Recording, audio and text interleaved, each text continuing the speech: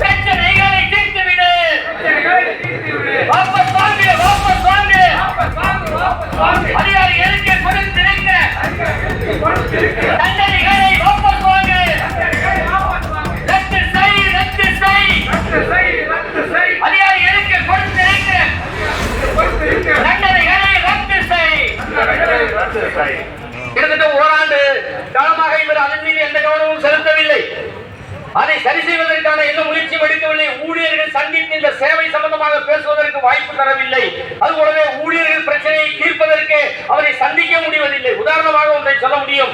இதே இந்த அப்போலோ ஹாஸ்பிட்டலில் நமது தோழர் ஒருவர் அட்மிஷன் ஆகி மெடிக்கல் அட்வான்ஸ் கொடுத்திருக்கிறார். மெடிக்கல் அட்வான்ஸ் என்பது அவசரத்திற்கு கொடுக்கப்படுவது.